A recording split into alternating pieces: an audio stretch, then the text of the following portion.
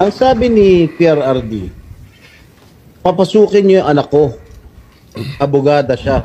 At ang sinabi mo, hindi ko siya papapasukin. Why not? Gerald Torre. That is a decision. That is a decision. That is my call, sir. That is my decision. Considering that Okay. he had already been assisted by 3 lawyers all throughout Okay. that time, sir. And gabi na ho yun, sir. The request was Ano yun? made at around mga 9 o'clock na, sir. 11 hours Gerald after Torre, ganito, the ha? first arrest. Tanggalin mo na yung titulo ni Inday Sara. Kalimutan mo na siya na Vice President siya. Pagpalagay natin hindi siya Vice President. She is an immediate member of the family. Nung kami po ay nakakulong, ang immediate members of the family, 24 hours pwede bumisita sa amin, nakakulong kami. Eh, ito hindi pa nakakulong. Anak ito. Bakit hindi nyo pinapasok? Is this not a violation of RA 7438 that requires that you guarantee access to an attorney in addition to the immediate family? The president also said na yung anak niya, yung babae, abogado ko yun, papasukin nyo. Hindi nyo pinapasok. Eh, abogado yun eh. Actually, sir, Exactly. first to answer the question of Senator Estrada, sir. I have told the president that they can visit him at his detention facility because at this time the order of the day is to load him into a plane. So that's what we endeavored to do, and that's what happened, sir.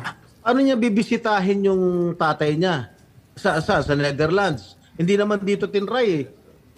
Hindi naman dito kinasuhan eh. Sa ibang bansa eh. Oh, bakit hindi niyo man lang binigyan ng kortesiya yung anak na isang abogada na magkukonsulta?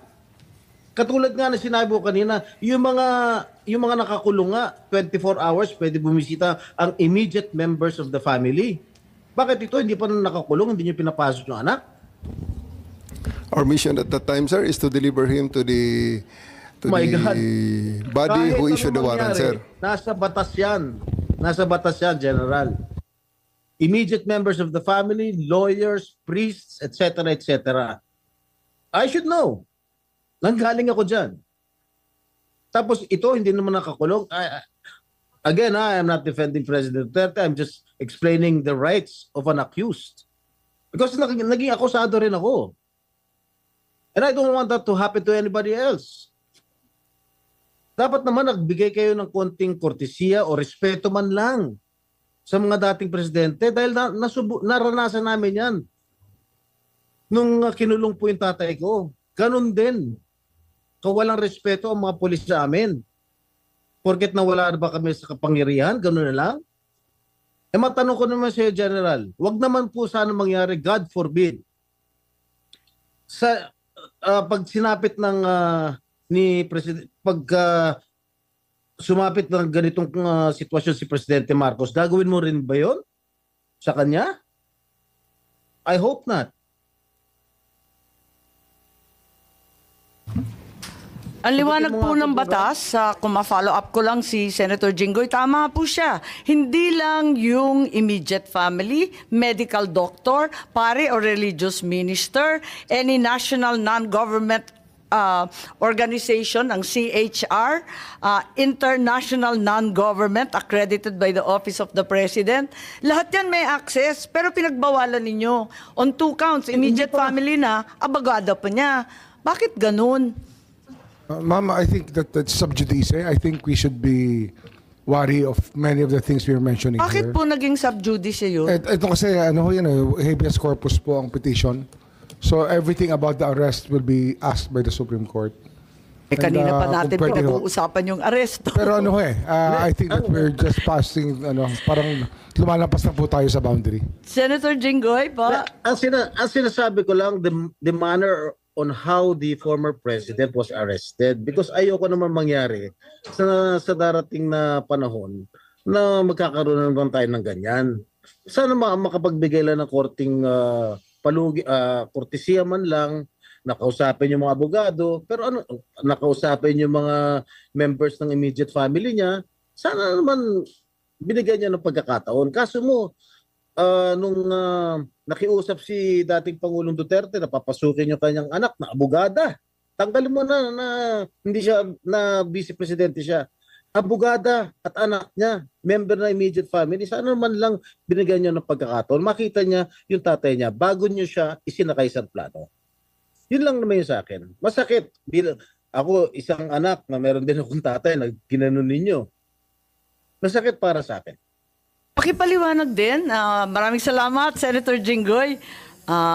Marami tayong pinagdaanan, kapatid.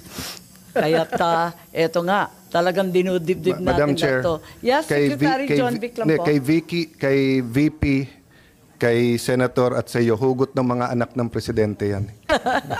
Sumpa. Secretary John Vic, itatanong ko lang, why was there obstruction of justice? Paliwanag lang.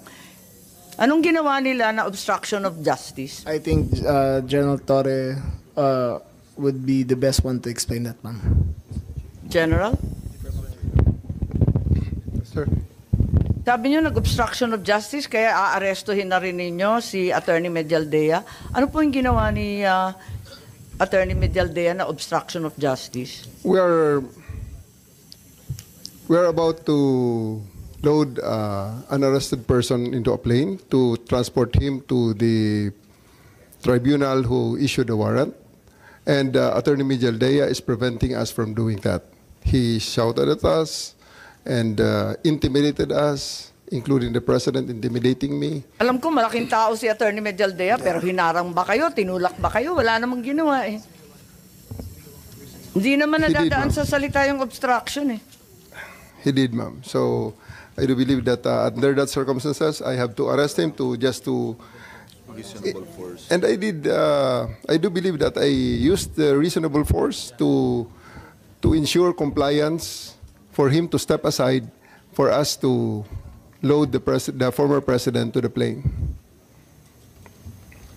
So yun lang yung obstruction dahil nagsisigawan yung mag-asawa. He is preventing us from doing our job of loading the former president to the plane. Hinarang ba kayo? Yes, ma'am. Anong ginawa? Hindi Nakikita namin naman sa video makita nga eh. eh. Ang Nakikita naman nakita sa ko video. lang, pinipilit ninyo iposas, hindi magkasya yung posas. Yes, that's one thing, ma'am. His blackmail way, he is preventing us. He actually placed another chair at the side of the president for the former president to sit, which is already very much delaying everything because the plane is already ready to fly. Ba't kayo masyadong nagmamadali?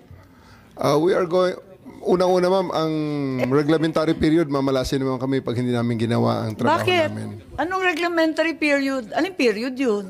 The Article Dahil 125, sinabi na nga ni Executive Director sa ating PCTC na diffusion lang naman yun eh. Wala nga commitment pinag-uusapan dun eh. Wala nga red notice, pambira eh. there is a warrant. Tagal-tagal na ni Arnie Tevez eh. Wala pa rin, di ba? This Ba't is kayo a- nagmamadali? Ano yung reglementary period mo?